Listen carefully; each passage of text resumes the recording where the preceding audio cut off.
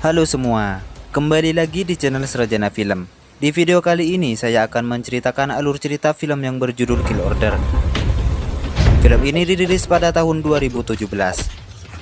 Dan tanpa banyak bicara di awal, langsung saja kita menuju ke alur ceritanya.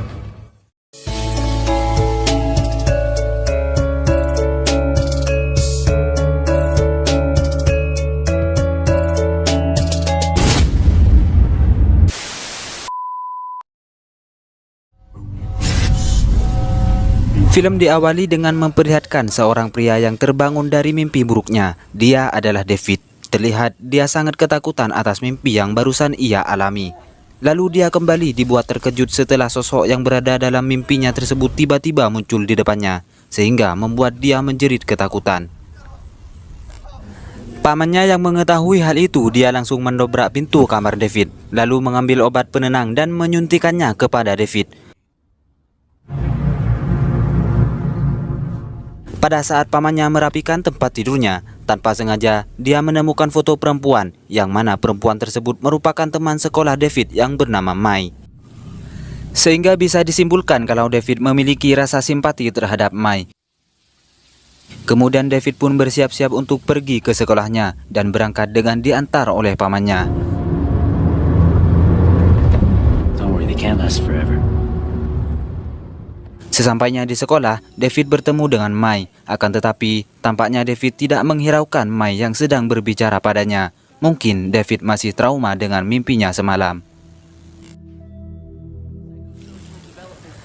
Kemudian dilanjutkan dengan memperlihatkan seorang guru yang sedang mengajar di kelasnya David. Sekilas, kelas tersebut tampak kondusif dan baik-baik saja. Sampai tiba-tiba, ya, ada sekelompok orang bersenjata yang sedang mencari David. Kemudian mereka pun menyuruh semua siswa untuk keluar, terkecuali David yang langsung ditangkap oleh pasukan tersebut.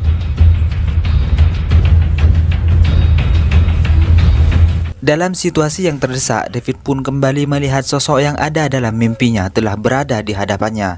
Dan sosok itu mengatakan kata bunuh. Dan tiba-tiba, David pun kembali bangkit dengan warna mata yang sudah berubah. Dan dia pun menjadi sangat kuat layaknya orang yang kesurupan, sehingga mereka pun dapat dikalahkan dengan sangat mudah.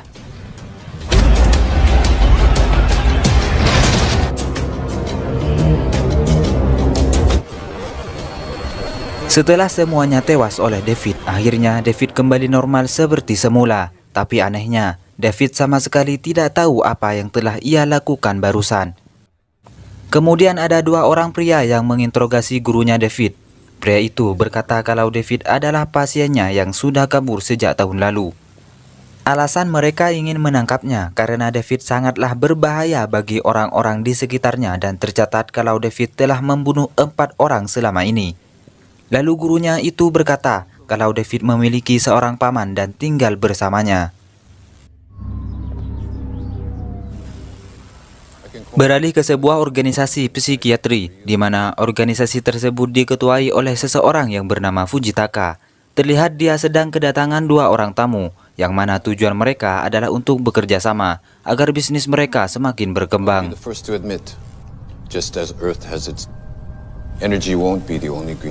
Lalu Fujitaka mendapat kabar bahwa anak buahnya yang dipimpin oleh Colin telah melakukan operasi di salah satu sekolah SMA tanpa sepengetahuannya.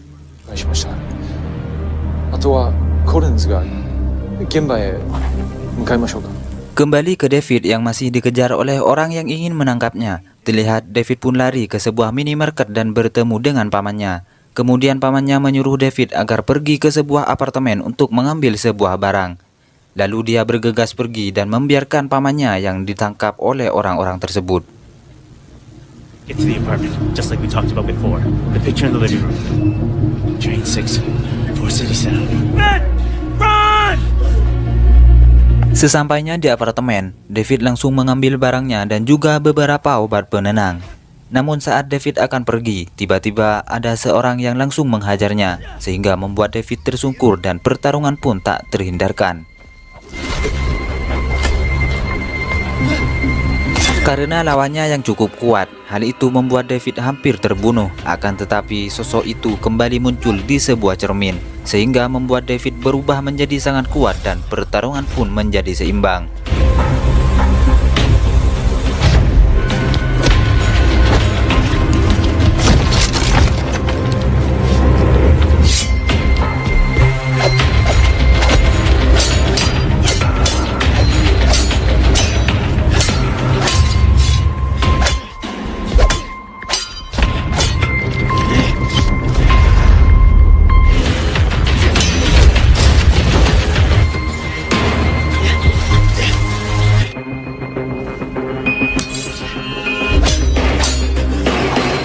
Setelah pertarungan yang cukup sengit, akhirnya David pun berhasil mengalahkannya dan dia kembali kebingungan atas apa yang telah dia lakukan kepada orang tersebut.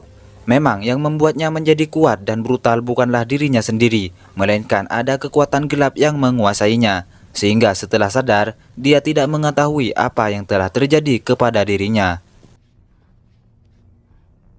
Setelah keluar dari apartemen, David kembali dikejar oleh beberapa orang yang mencoba untuk menangkapnya. Beruntung David bisa lolos dan menghindar dari kejaran orang tersebut.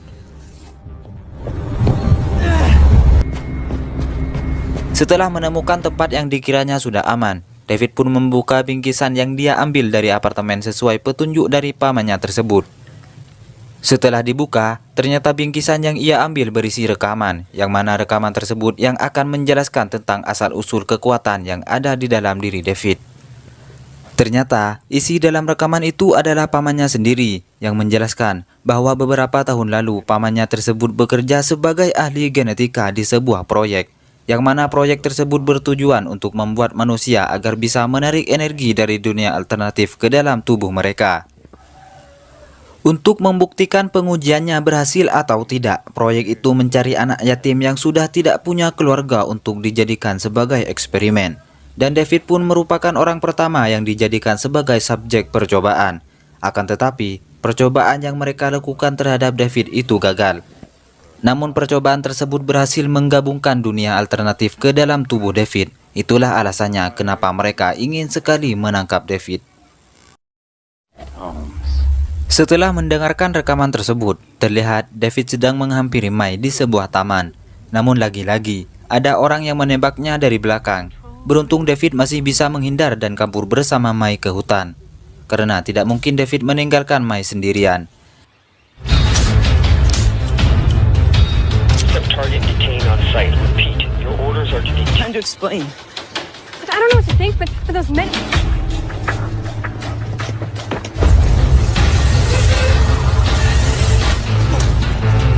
Akan tetapi orang yang mencari David tetap berhasil menemukannya dan pertarungan pun kembali terjadi.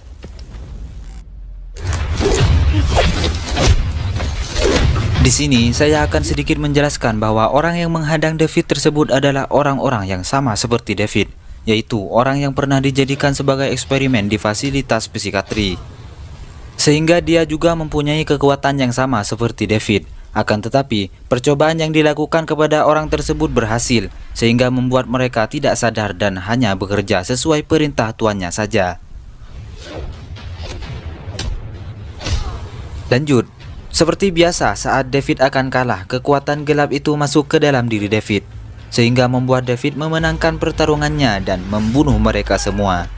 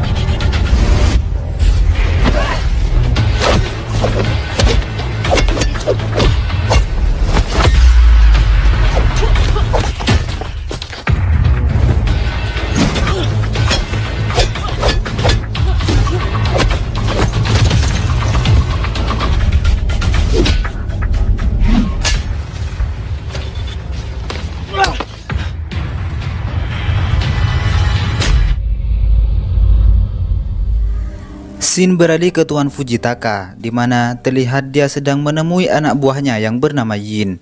Yang kemudian, Yin memperkenalkan objek barunya yang baru saja ia buat, di mana objek tersebut terbilang sebagai seorang pembunuh yang terlatih dan mampu menarik sejumlah energi dari dunia roh. Dan yang paling penting adalah yang bisa mengendalikan objek tersebut hanyalah Yin saja.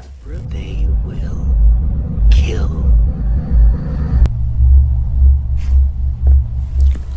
Kembali ke David, dia terlihat kesal dengan apa yang telah terjadi dengan dirinya. Mai yang berada di sana, dia mencoba untuk menenangkan David dan bilang kalau David akan baik-baik saja.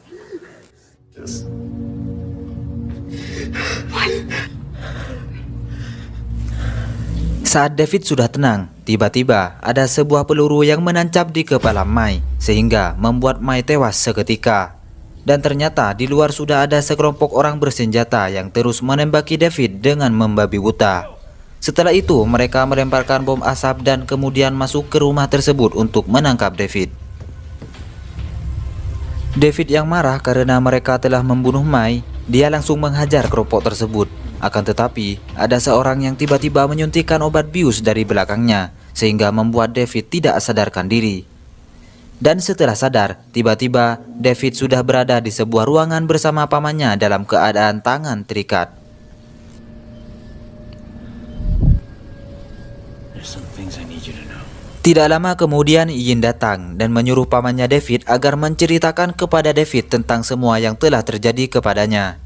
Dan Yin juga meminta sebuah kode dari proyek Meza, di mana proyek tersebut ialah proyek yang telah menciptakan David sehingga menjadi sangat kuat seperti yang telah kalian lihat sebelumnya. Akan tetapi paman David tetap bersikeras untuk tidak memberikan kode tersebut, sehingga membuat Yin emosi dan menembaknya hingga tewas.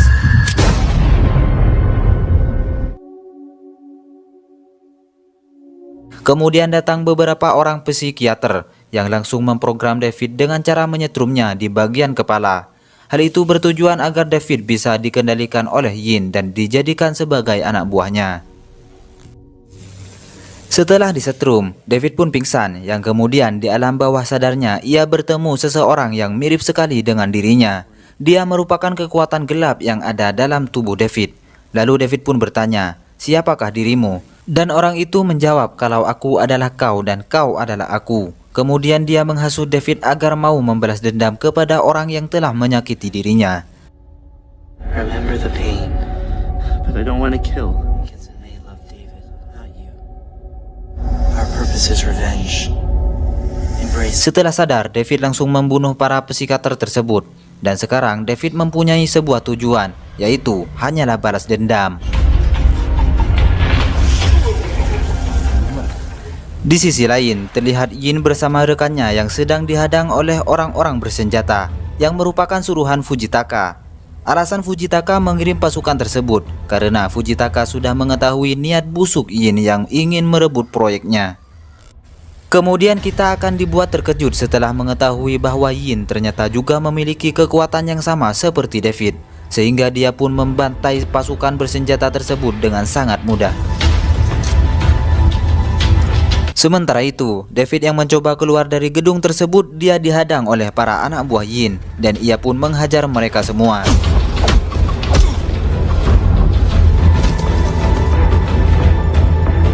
Setelah itu, David berhadapan dengan anak buah terkuat yang dimiliki oleh Yin dan terjadilah pertarungan antara mereka.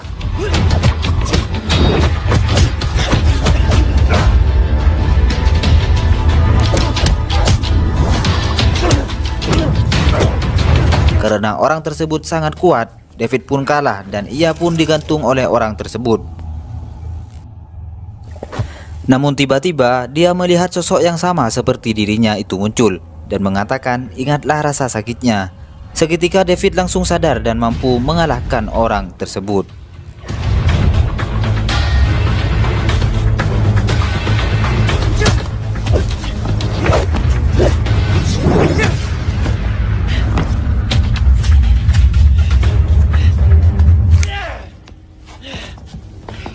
In this world, I can't say that you will never be sad again. Beralih ke Fujitaka yang sedang melihat rekaman CCTV yang memperlihatkan David yang sedang membantai pasukan Yin. Di situ terlihat David yang telah bisa mengendalikan kekuatan yang ada di dalam dirinya dan Fujitaka pun mengatakan bahwa Yang telah lahir. Perlu kita ketahui bahwa dalam mitologi Cina, Yin dan Yang adalah dua aspek yang saling berlawanan dan keduanya sama-sama mempengaruhi dan mendominasi segala aspek kehidupan. Yang mana Yin adalah aspek yang bersifat gelap dan negatif, sedangkan Yang adalah aspek yang bersifat terang dan positif.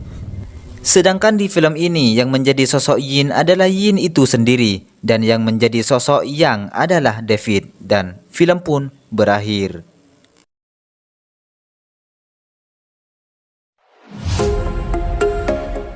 Oke guys, jika kalian menyukai konten di channel ini silahkan like dan subscribe dan jangan lupa aktifkan tombol notifikasinya agar kalian tidak ketinggalan alur cerita film selanjutnya.